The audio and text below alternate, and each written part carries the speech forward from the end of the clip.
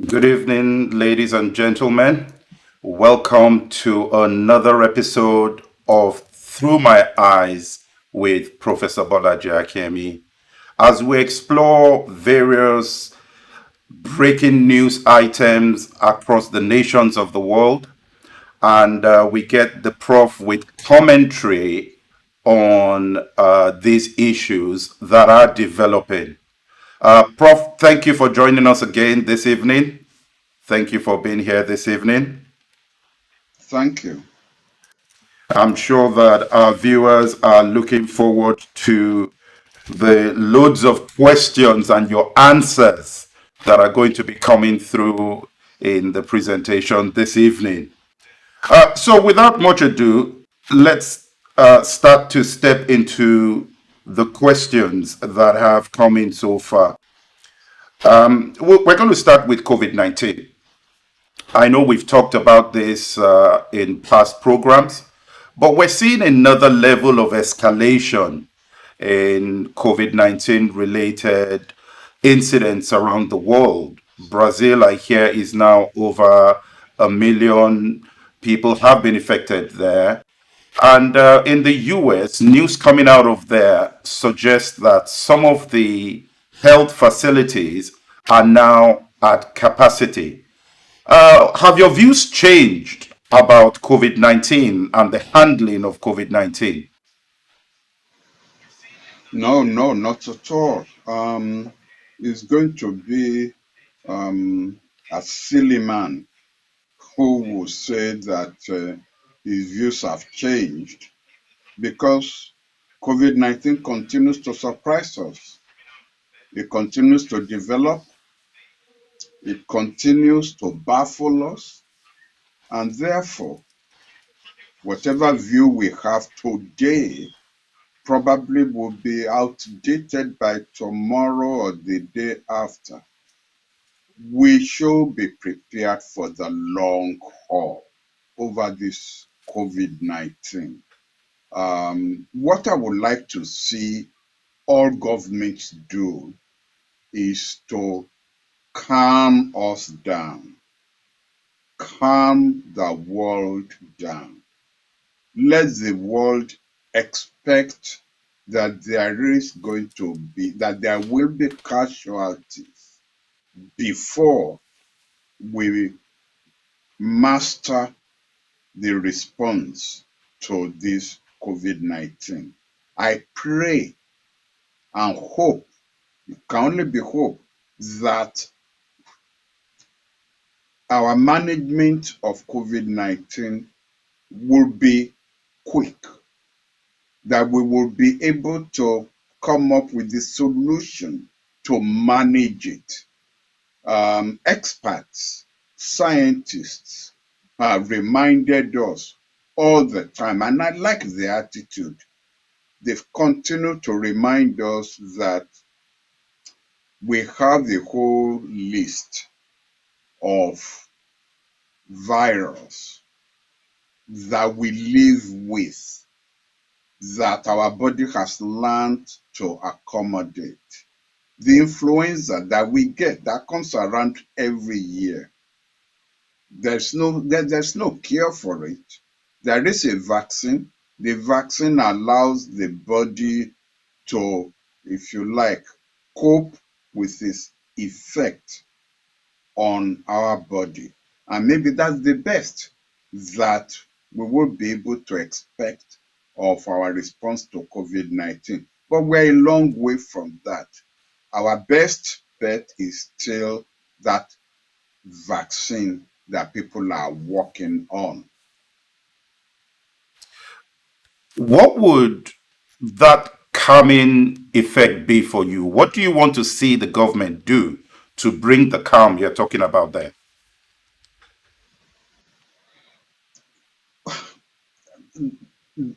They should let us, just tell us the truth that there will continue to be casualties, that we are dealing with a vicious virus that we don't, neither the government nor the scientists, have a hand or a handle on the COVID-19. I would like the politicians actually to step back and allow the scientists to do more of the talking. Once we know, I mean, it's like going to war. When you are sending soldiers to war, the soldiers know that not all of them will come back home. Their families know that not all of them will come back. The soldiers themselves know that some of them will die. You don't even know what percentage, but they still go because those who should take the decisions have taken the decisions. Yes, some people run away. There are people who desert. There are soldiers who desert, and there are some people who will refuse to go because they don't believe in war. So we have all those kind of things. So if you allow the scientists to tell us the truth about the nature of this virus, its impact on us, the expectation in terms of casualties, well, we will just have to accept that again, this is life. And when we get the casualties, when we get the deaths, we will take it on the chin. But the government itself, however, has a role to play. Make medical facilities available. Government continues to lie to us, to the world, that there are enough PPEs, that there are enough uh, hospitals, there are enough medical facilities, and you have, I'm sorry if my language is a bit harsh this evening, but you have some fools, heads of states, who are telling us that it's nothing. It's just another cold. It's just another flow that we have. No, no, no. That is not true. And that's why I said, let the scientists do the talking, let the government do the action. We know three things we should be doing. That has nothing to do with politics. Masks, washing of hands, and what I will call physical distancing. I don't like the language social distancing because you see that has a psychological effect, as if just mere coming across you or somebody, already a danger has been created. With the physical distancing, we can still be human. I can still maintain eye contact with you.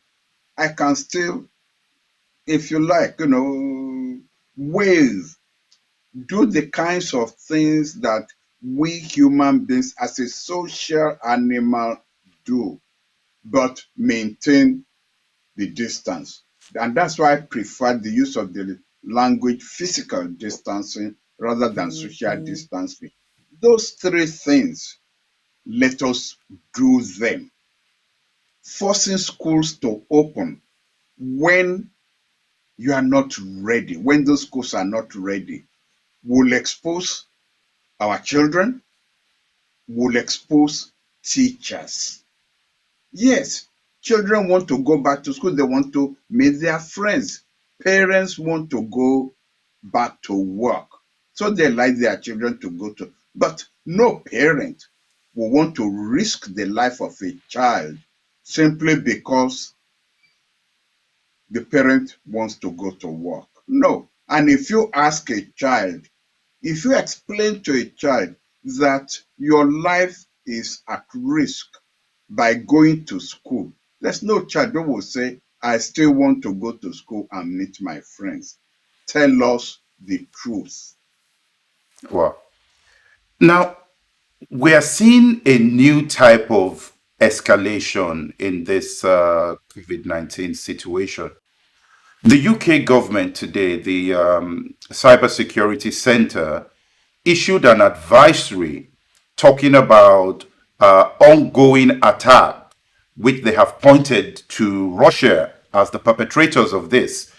And where do you see this developing if this is indeed true that Russia is starting to attempt to steal intellectual property regarding COVID-19 vaccines? Where do you see this going?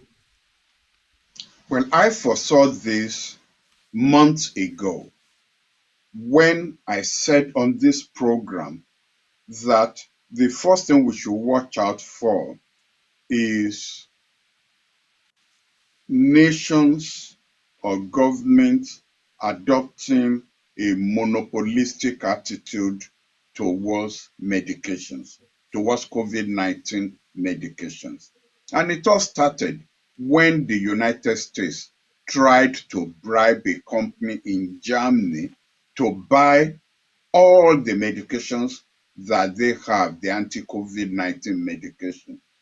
And then gradually, you also saw that nations were bringing in laws to prevent export of medication to other countries.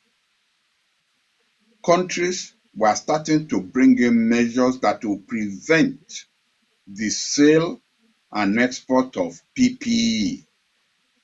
And I said, I am starting to see a nationalistic, monopolistic attitude in dealing with COVID-19. Instead of regarding all of us as human beings, governments are starting to think of themselves as Russians, as Americans, as Chinese, as this and as that. I don't blame governments, incidentally, because there has been a backlash from the people who have started to blame their governments for not having enough of this, enough of that. And in the process, you cannot start sharing. When there's a scarcity, you cannot start sharing things with the rest of the world. But you see, the moment you adopt that kind of nationalistic attitude, then I expect that there will be attempts to steal, to borrow, to go through any means to get hold of the secret behind any vaccine. Because everyone knows, at least everyone should know, whoever discovered that vaccine first is not going to share it with the rest of the world. The first step they will take is to go in for mass production for their own people first. And having satisfied that, it's only when they will now allow export of the vaccine at very exorbitant prices. So we are back at now having a COVID-19 Cold War. You know, we used to have this during the height of the Cold War between the West and the East, when they used to steal each other's industrial secrets. Now we are getting electronic warfare, but dealing with COVID-19. I'm not surprised at all. This is just the beginning of a very negative approach. A beggar my neighbor policy on the long run is not going to be to the benefit of anybody. And I feel sorry for those of us from developing countries, because we are going to be at the losing end of this game that is being played. What is interesting, Prof, is the fact that this same week we've had very senior people in government. We've had people like Bill Gates, Barack Obama, Joe Biden, and a host of others have had their Twitter accounts compromised in some form in this week. As you say, this appears to be the next frontier of this battle for supremacy take over the internet, take over the information superhighways, and then you have an inroad into something. What do you think we should be doing from a governmental perspective in terms of securing some of our infrastructure against this kind of attacks? Well, at least in the developed countries, not just the West, the East, the Chinese, the Indians, they have electronic intelligence organizations with the capability to detect and deter. Governments need to take that very, very seriously. I don't rule out the fact that hacking into the Twitter account may in fact be a diversion for something else totally different going on. But just so you will concentrate on the Twitter thing that's happening, you might then divert your attention from the hacking into the COVID-19 vaccine laboratory experiment that is going on. On the other hand, it could be a foreplay of what will happen in the American election that is coming in 105 days' time. This could be a foreplay. This could be an experiment to see how easy it is going to be to hack into sensitive sensitive institutions. It could be, or it could just be purely a criminal enterprise. We will have to take all of these things into consideration. Don't forget that actually in the past 2 weeks, there have been electronic warfare against Iran that has been going on. Well, since I'm not in government, I don't have any idea who's behind this, but the usual suspects are out there. Now, is this Iran getting back? Are the people that it suspects are behind the attack on its own facilities? Who knows? But this has been going on, and I simply hope that we will all become sensible before this thing become a full-scale electronic warfare that will then Yes. be played out in the global scheme. There's a question that has come in here, Professor, which I think is going to be an interesting one. I'd really like to hear your views on this. Again, in the United Kingdom, a British girl who had left the country to join ISIS and was later stripped of her citizenship has now been granted rights by a judge to return to the United Kingdom to challenge that previous decision. As a former foreign minister, surely there is a conflict going on here. How would you address this situation? The judgment doesn't make sense to me. I don't know the statutes that the judge was interpreting. So let me enter that caveat right from the beginning. But supposing this girl returns to challenge her citizenship being stripped, and she loses the case, does the British government fly her back to where, for example? Who will accept to take her? Supposing she loses the case, at times judges give judgments as if they are not, as if they are immune from the complexities of what's going on in the world.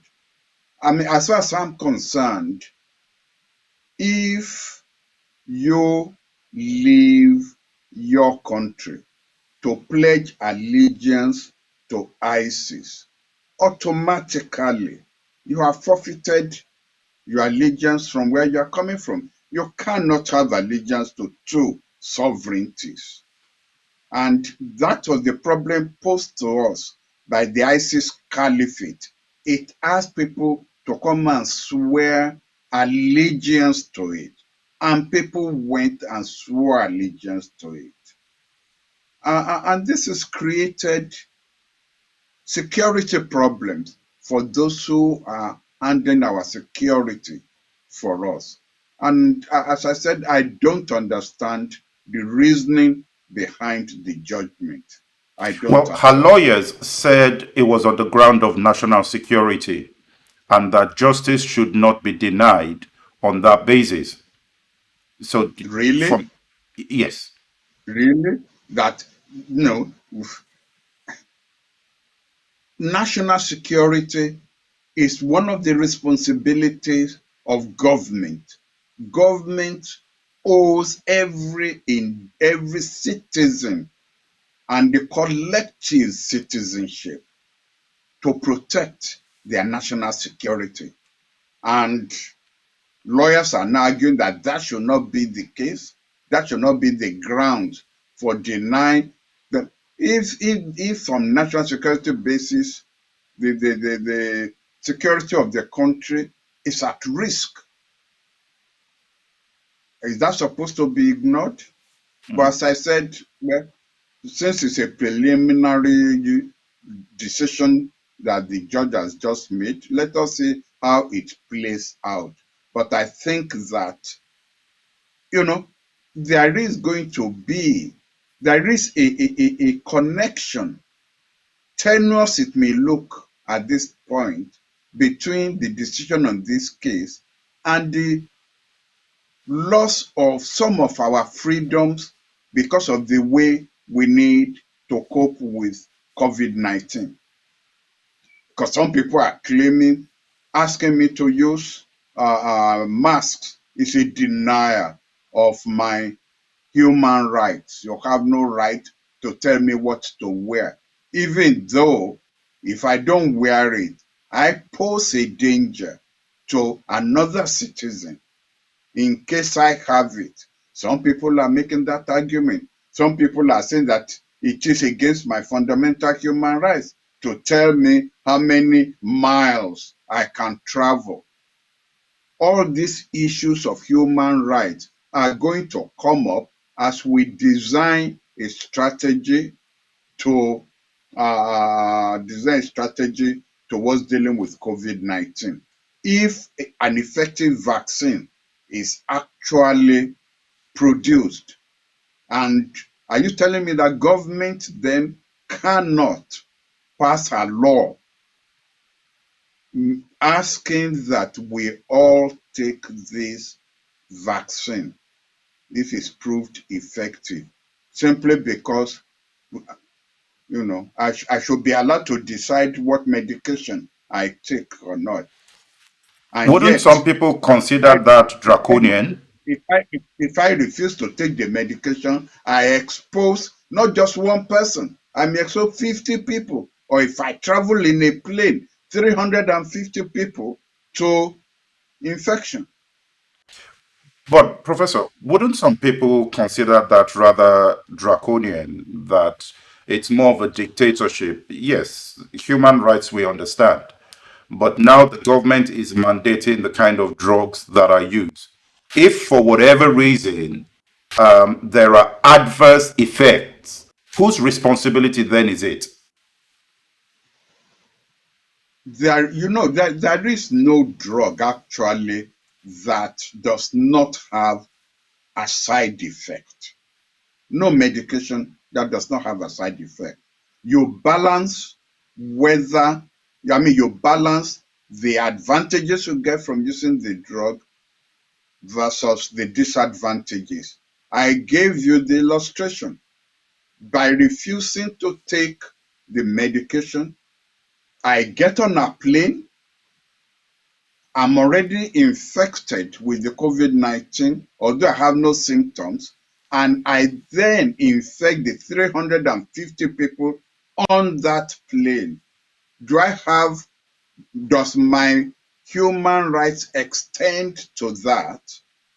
There is a judgment by a famous saying by an American Supreme Court judge who says, yes, you have the right of speech, but your right of speech does not extend to your shouting fire in a crowded cinema, because the effect will be,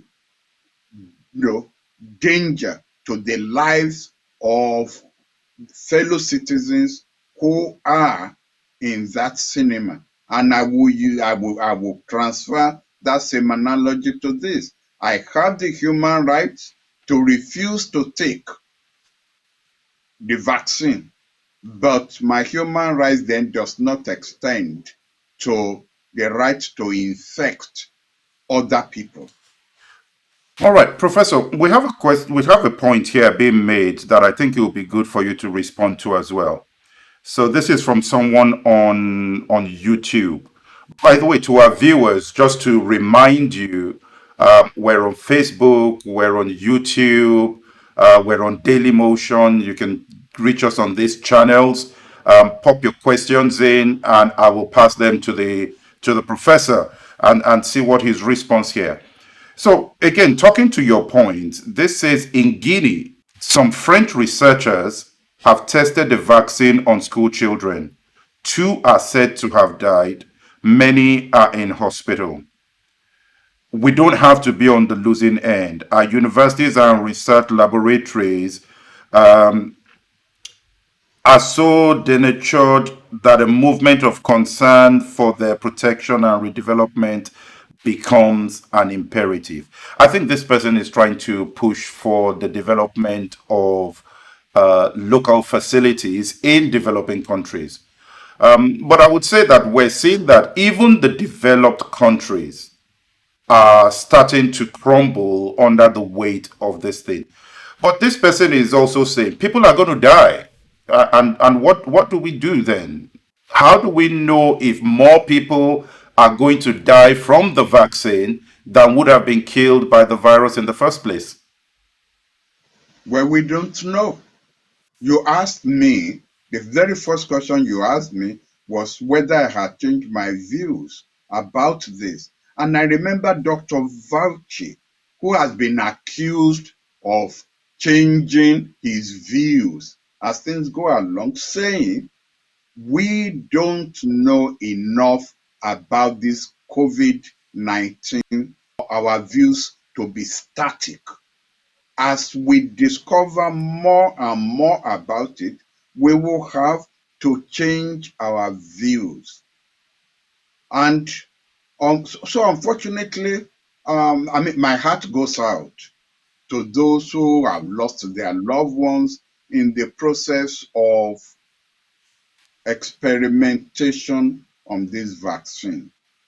But you yourself, in the way you pose the question to me, acknowledge the fact that the vaccine is killing. The last figure I saw, more than 500,000 people in the world have died from the COVID-19 infection. In the United States, it's about 137,000 people in just one country have died. So if we do nothing, the rate of the death is going to be going up exponentially. If the only way we are going to develop an effective medicine, vaccine, is by testing. And since the testing, let me try. Let me try and explain it simply. When they are doing this testing, they start with a low dose, see whether it will work, then a medium dose, whether it will work, and then a high dose. Now, each one of that dosage carries a risk. It is the one with the minimum risk, but with a lot of advantages that they then decide is because the scientists are not, they are not God. They Yes. don't know everything. They also Professor, have to experiment before they know what is the best thing to do. Professor, let me ask a question here before we move away from this COVID-19 topic. We understand that a group of scientists have signed an open letter also asking for the government to accelerate this trial. Would you sign that letter? I have signed the letter. You have signed the I letter. have, yes, I have signed the letter. And would you have been open to being part of that trial? Yes, yes, I would. Unfortunately, they won't accept me because that letter makes it clear that it's people between the ages of 20 and 35 or so, and that have no other underlying conditions who should volunteer, not be forced, who should volunteer. But if they will accept me, yes, I will, You I would will, go I will for it. volunteer. Yeah. Well, you've had the professor there. Um, Moving on from the COVID-19 point, a few months, about a month ago, we had the whole issue about George Floyd, and so traumatic to see those images. Um, a lot of protests came on the back of that. In the United Kingdom specifically, we had some statues that came down, and a few days ago, that statue was replaced with that of a protester, which has now in turn be taken down. Are we losing the gains of the protests we had over the last 3, 4 weeks? I wouldn't say so. Whether the statue of the protester, which was placed there yesterday or 2 days ago, whether it stays there permanently or not, that picture has gone viral. It's going to be in history books. It's going to be in encyclopedia that once upon a time there was a statue of a black protester occupying that pedestal where the statue of the slave raider was removed. And when she was interviewed, what she said, statue with the black salute represents a salute to every slave who was captured from Africa and who got enslaved. That is a salute to them. And whether that thing stayed there for 1 day or 2 days or 3 days, believe me, the history will not forget that that statue was once erected.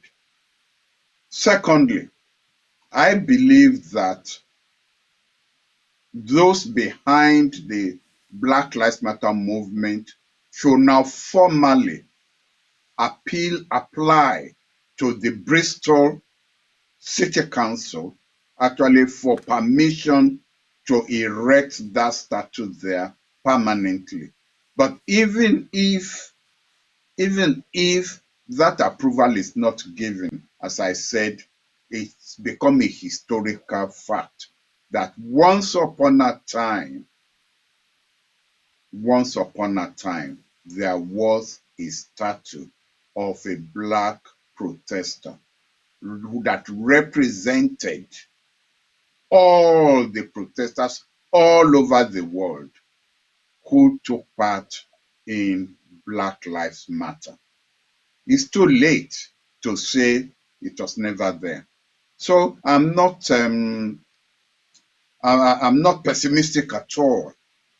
I think that you have a movement that is not going to be stopped. You just look at, since we first of all dealt with this issue, look at what has happened. Look at the progress that has been made. Multinational companies promising to increase the membership, the percentage of black or Latina members on their board level, people, organizations who are promising that they will donate, who took part in the slave trade or facilitated the slave trade, promising that they will, as compensation, or some people will use the word as reparation, donate money to black causes. We've moved a lot. Even Trump signed that executive order.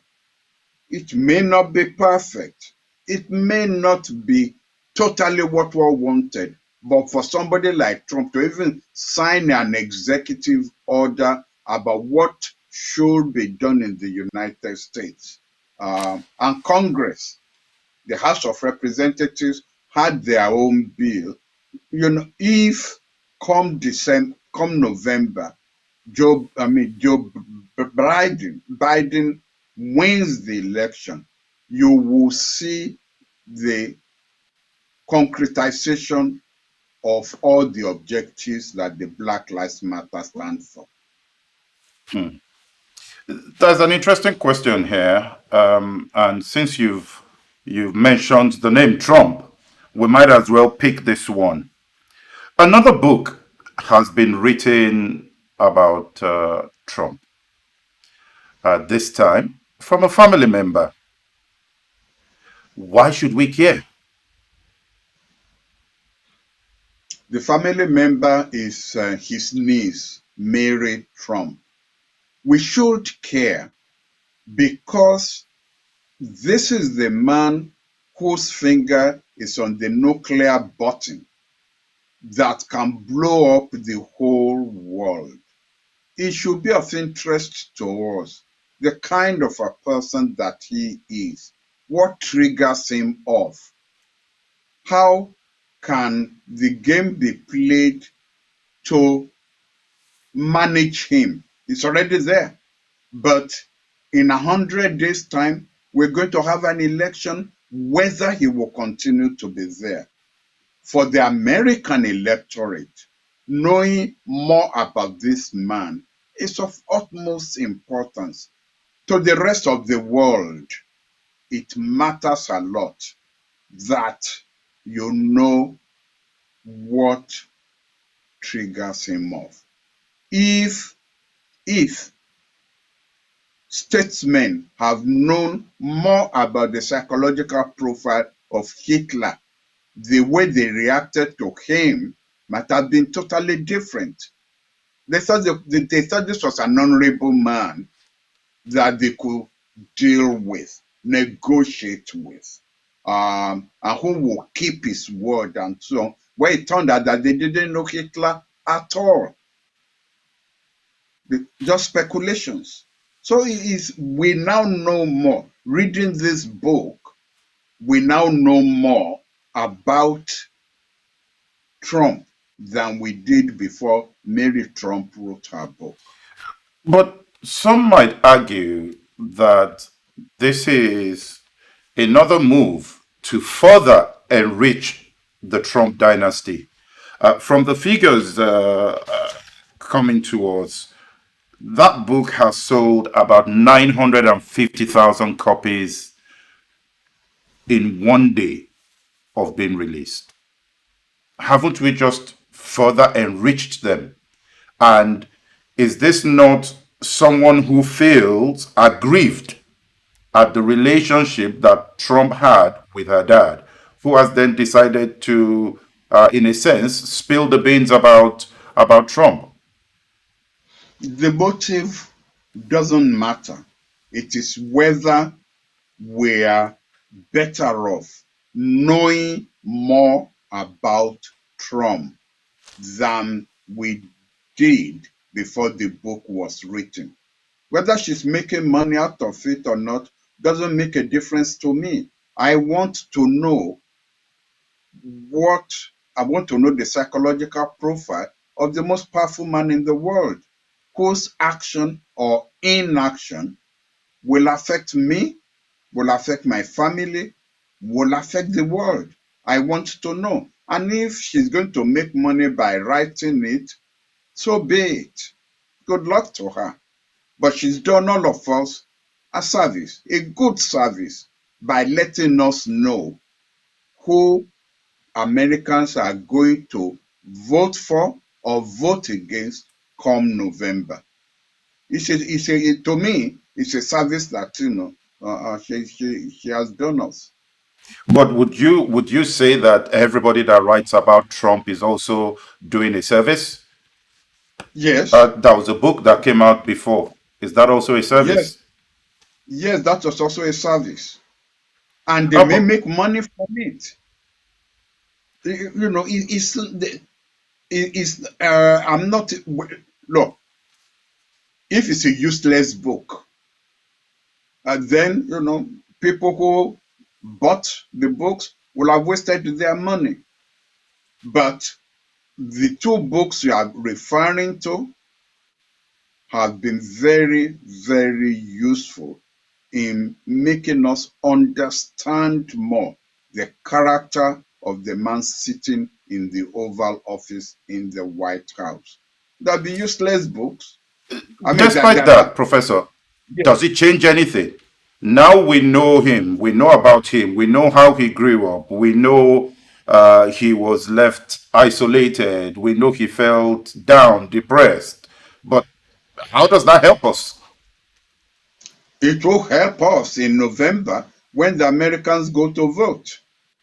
If they use the knowledge in the book to decide whether to vote for him or vote against him. If they vote for him, in spite of all these things that we know, then the Americans will have done the whole world a disservice. But if, given the Professor, knowledge that we know now, they vote against him, then we will know why they voted against him. yeah, but Professor, there was a lot that the people knew before this present term, yet they voted for him. So Well, the they didn't. likelihood of them Actually, no, choosing, they didn't. We must get this right. Hillary Clinton won by about 3 million votes. That was her majority. It is because of the peculiarity of the electoral college system in the American Constitution that gave the victory to Trump. In most countries in the world, Trump will never have been president. Hillary Clinton had a majority of 3 million votes. We shouldn't forget that. I give you that. That's a fair point. That's a fair point, Professor. Uh, a question has come in here. Given the nature of politics, given the nature of people who go into government, and the fact that a lot of them have been in government in one way or another in the past, is it possible to get people in government that wouldn't have the sort of issues that are being raised about Trump? Yes, Barack Obama didn't have any of these issues that are being raised about Trump. Joe Biden does not have the kind of issues that are being raised about Trump. He has some issues. You couldn't possibly have been in politics for 20, 30 years without having some misjudgment. You are not, nobody is God. Nobody knows it all. There are some calls you will make that with hindsight will be wrong. But the hope is that those wrong calls will be few and far in between, and that the totality of your contribution to public service will actually put you in the right light. But in the case of Trump, there's nothing that he seems to have. He's been bankrupt, he's cheated his workers, and we know, we know what he did with women. Tell me one right thing that Trump had done before he became president and since he became president. You tell me, or let one of our viewers, or even several of our viewers, if you like, we could hold this off until next week to allow some of our viewers to send in their contribution about the good things that Trump had done before he became president and since he became president. And I will take you up on that. That is a point that we will bring to the discussion table next week, and to start to look at, as we run into the elections in the United States, to start to discuss this thing. What are the positives we see from Trump? And let's balance that and see what people would most likely want to vote for. What would they find attractive? Because he sure does have some supporters. Oh, yes. Oh, yes, he does. Hitler has some supporters. Mussolini has some supporters. Even as we are talking now, there are still some people who say they saw nothing wrong with the slave trade. I think that there was a gentleman who's just been removed from several academic posts at Cambridge, at University of Canterbury, and some other people who were saying that, slavery was not genocide, or else there wouldn't be Africans still around. There will always be lunatics, whether a few or many. In a country of, 300 million people, you're allowed to have, 30 million lunatics. It goes with the gene. Professor, there's a question here. Somebody says, since you quoted from the Bible in some of our previous shows, that what is your take on the historic building in Turkey that has been ruled to be a mosque? It used to be a church. Now it's been ruled that it should be a mosque. And I think the Pope has also expressed his displeasure about that. But what do you say, Professor? This magnificent building, I have been inside, by the way, because I did visit Turkey when I was a foreign minister. Magnificent. It used to be a Christian cathedral when I can't remember. Anyway, when it was Constantinople.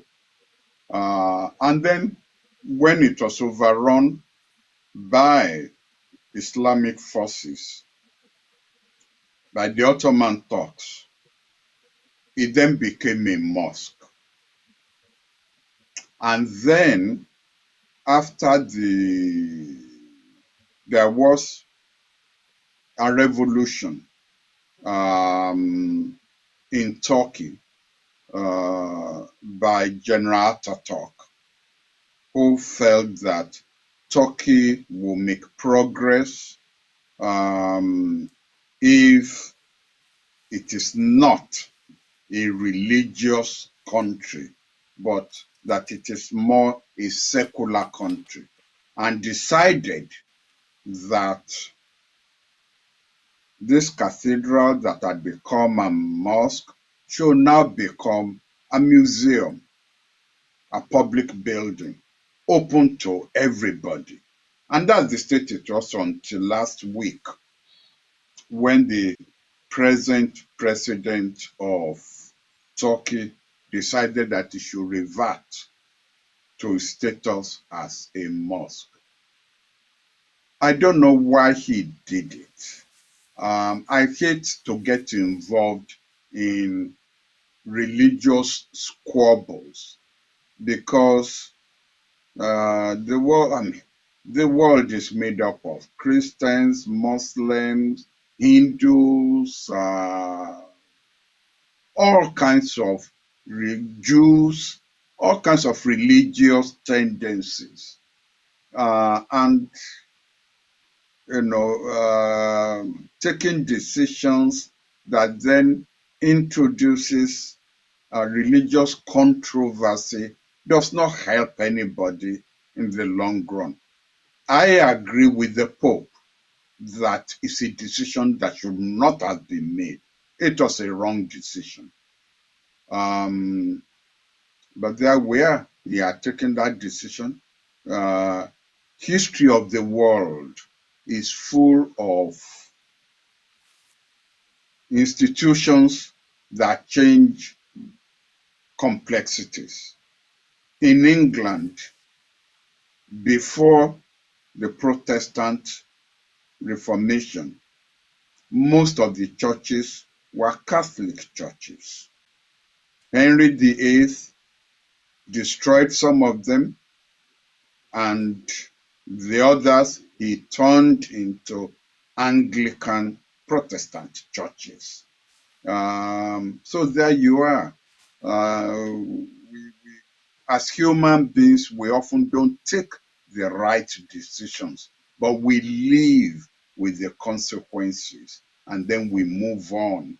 I wish that President Erdogan of Turkey has simply left that issue alone.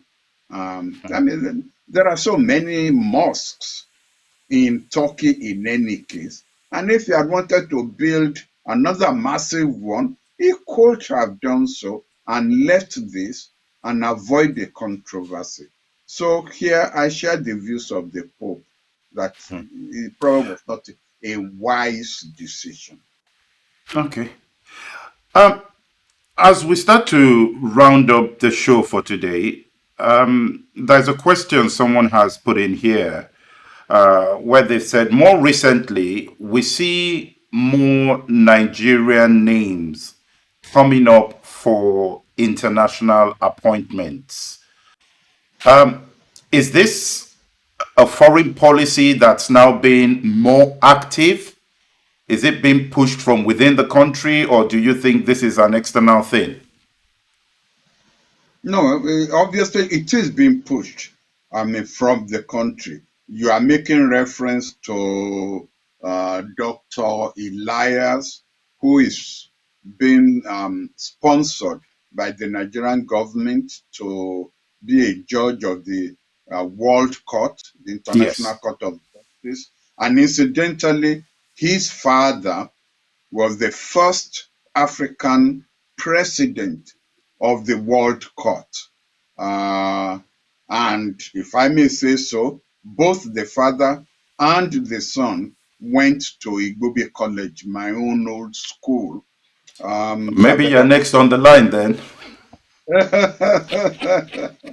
Then you have Dr. Okonjo-Iweala, who is being sponsored for the Director General of the World Trade Organization. And then Dr. Additional, Yes. who is running for president of the Africa African Development Bank. Development Bank. And you also have the Honorable Justice Isaac Bello, who is also being sponsored by the Nigerian government to be a judge of the International Criminal Court. So all of these people are being sponsored by the government. So the government should be given credit for it. And if this represents a new face of an activist foreign policy, surely you will expect me to support that. I've been an activist all my life in foreign affairs. and I welcome their nominations, and I hope that they will make it, that they will get through, and that the government will throw everything that it has behind them. Nigeria has been too reticent, in projecting itself and the country internationally. We've tended to back off as if we are apologetic about our size, as if we are apologetic about our contribution as a medium power internationally. I am happy to see these nominations, these sponsorships. I'm quite happy about the development. Fantastic. And that brings us right on time for this evening. Once again, this has been very, very enlightening, very informative. We thank you, Prof, for your time on these shows to answer the questions. And we thank all our viewers on Facebook, on YouTube, on Dailymotion. All these video clips are there. You can go back to these channels, these mediums, and you would see the previous shows on those platforms. You can watch them again.